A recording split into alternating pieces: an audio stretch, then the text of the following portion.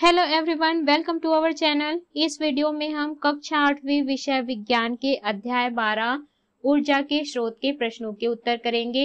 इस वीडियो को सुनने मात्र से ही आपको सारे प्रश्नों के उत्तर याद हो जाएंगे। तो अगर आपने हमारे चैनल को अभी तक सब्सक्राइब नहीं किया है तो जल्दी से सब्सक्राइब कर लीजिए और इस वीडियो को लाइक कर अपने फ्रेंड्स को जरूर शेयर करें। तो चलिए शुरू करते हैं। सबसे पहले हम पाठ के मध्य में दिए गए प्रश्नोत्तर को करेंगे। में इनके उत्तर दीजिए। में सबसे पहला प्रश्न है, बांधों में विद्युत ऊर्जा कैसे उत्पन्न की जाती है? इसका उत्तर है, बांधों में जल को एकत्रित किया जाता है, जहां एकत्रित जल को तेजी से बहाया जाता है, जिससे जल मार्ग में लगी टरबाइनें घूमने लगती है। ये टरबाइन एक सॉफ्ट की सहायता से जुड़ी होती है, जिनके द्वारा विद्युत उत्पन्न की जाती है। छत्तीसगढ़ में जल विद्युत उत्पादन हेतु हसदेव बांगो तथा गंगरेल बांध परियोजना क्रियाशील है। अगला है प्रश्न दूसरा, ज्वारीय ऊर्जा से आप क्या समझते हैं? इसका उत्तर है, खाड़ी के मुहानों पर बांध बनाया जाता है। ज्वार के दौरान जल स्तर बढ़ने से बहता हुआ जल बांध के अंदर आता है तथा अंदर आने वाले मार्ग में लगी टरबाइनें घूमती है। इसी तरह जब जल स्तर गिरता है तब भाटा के कारण बांध में भरा हुआ पानी बाहर निकलता है और पुनः टरबाइनें घूमने लगती हैं। ये टरबाइनें जनित्र से जुड़ी होती हैं, जिनके द्वारा विद्युत उत्पादन होता है। भारत में गुजरात के कच्छ की खाड़ी एवं पश्चिम बंगाल के पूर्वी समुद्र तटीय स्थान है। प्रश्न तीसरा है, नाभिकीय ऊर्जा क्या है? इसका उत्तर है, परमाणु का द्रव्यमान उसके नाभिक में होता है, जहां परमाणु की अधिकांश ऊर्जा होती है। जब किसी भारी परमाणु जैसे यूरेनियम को हल्के नाभिकों में तोड़ा जाता है तो अत्यधिक मात्रा में ऊर्जा मुक्त होती है। इन्हें नाभिकीय ऊर्जा कहते हैं। प्रश्न चौथा है, ताप विद्युत गृह में विद्युत उत्पन्न करने के लिए किस पदार्थ का उपयोग किया जाता है? इसका उत्तर है, ताप विद्युत गृह में विद्युत उत्पन्न करने के लिए कोयले का उपयोग किया जाता है।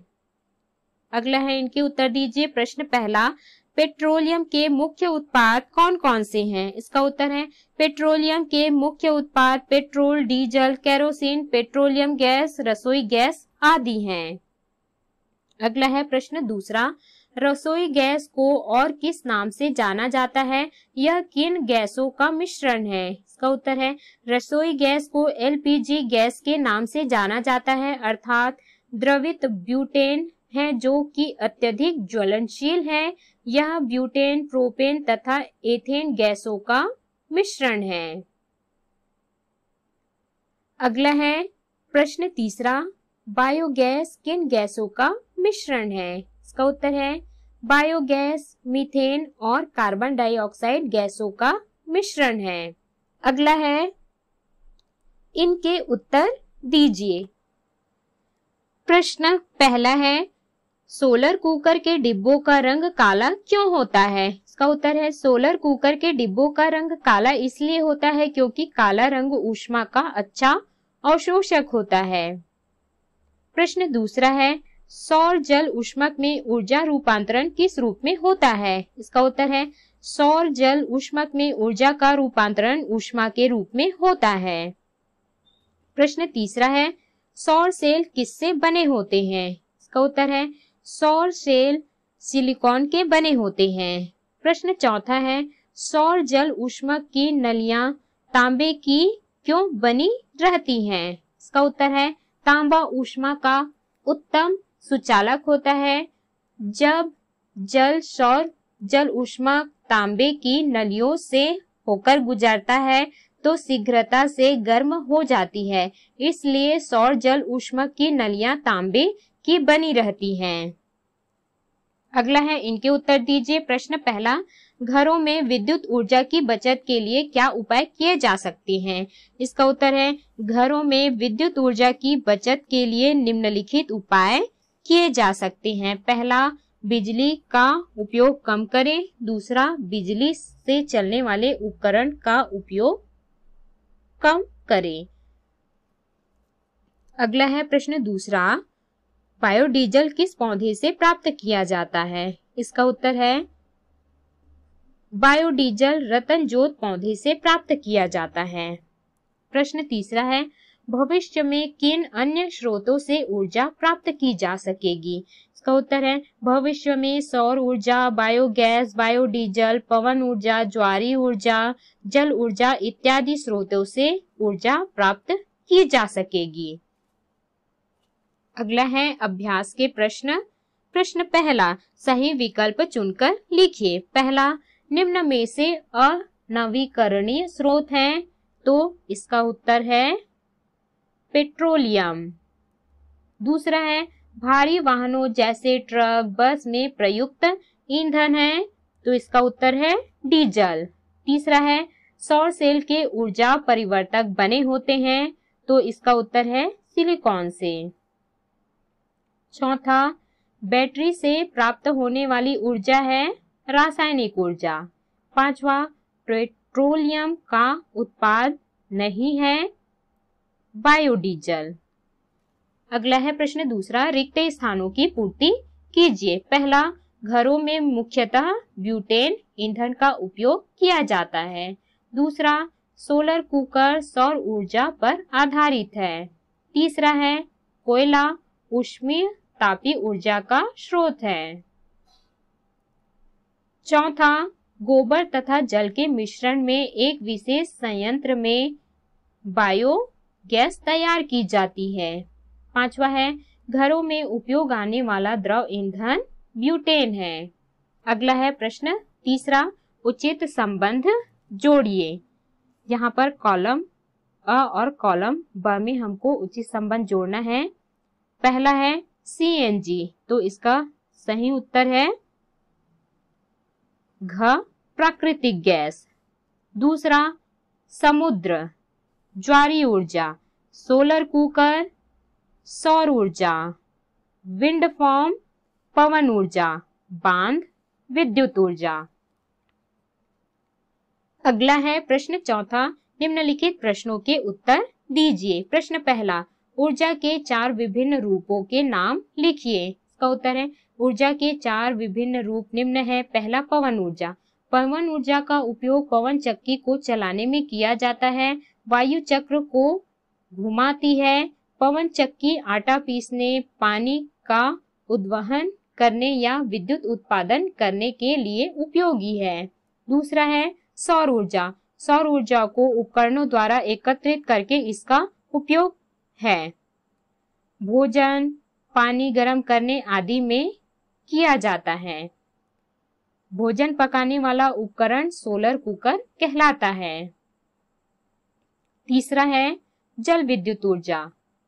चौथा है ज्वारीय ऊर्जा।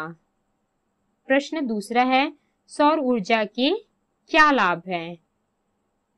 दैनिक जीवन में इसके उपयोग के 2 उदाहरण दीजिए। इसका उत्तर है, सूर्य से प्राप्त ऊर्जा में किसी वस्तु को ऊर्जा ऊष्मा प्रदान करने की क्षमता होती है। सूर्य की यह ऊर्जा जो प्रकाश और ऊष्मा के रूप में प्राप्त होती है, सौर ऊर्जा कहलाता है।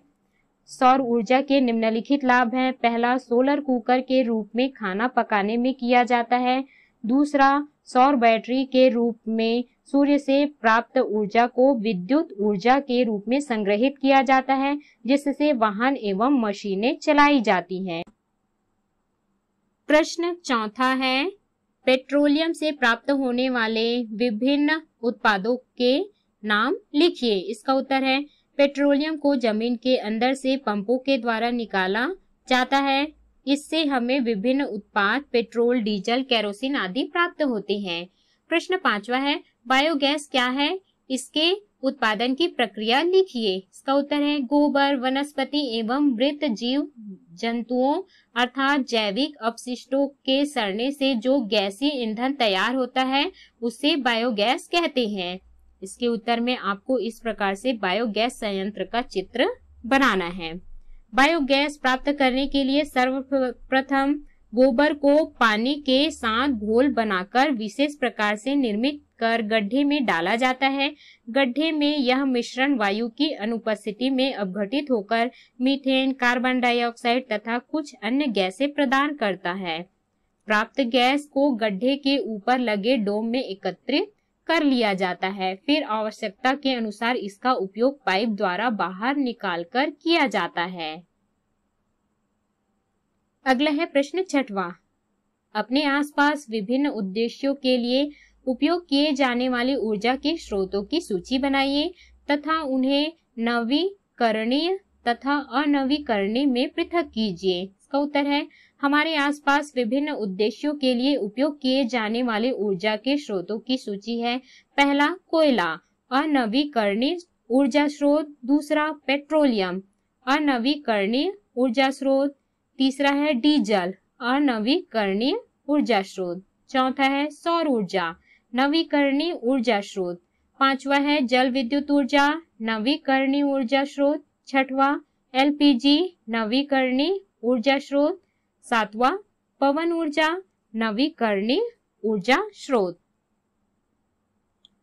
प्रश्न 7 है एलपीजी में मुख्य रूप से कौन कौन सी गैसें पाई जाती हैं? इसका उत्तर है एलपीजी में मुख्य रूप से ब्यूटेन के अलावा प्रोपेन तथा इथेन गैसें पाई जाती हैं। अगला है प्रश्न 8वां। उपलब्ध संसाधनों के आधार पर आप अपने क्षेत्र में किस प्रकार का विद्युत उत्पादन केंद्र स्थापित करना चाहेंगे, समझाइए। इसका उत्तर है अपने आसपास उपलब्ध संसाधनों के आधार पर अपने क्षेत्र में सौर ऊर्जा, पवन ऊर्जा तथा जल ऊर्जा से उत्पन्न विद्युत उत्पादन केंद्र स्थापित करना चाहेंगे, क्योंकि ये नवीकरणीय ऊर्जा स्रोत हैं। ये आसानी से प्राप्त होने वाले और कभी समाप्त नहीं होने वाले ऊर्जा के स्रोत हैं। तो इस प्रकार से हमने इस अध्याय के सभी प्रश्नों के उत्तर किए। इस वीडियो को सुनने मात्र से ही आपको सारे प्रश्नों के उत्तर याद हो जाएंगे।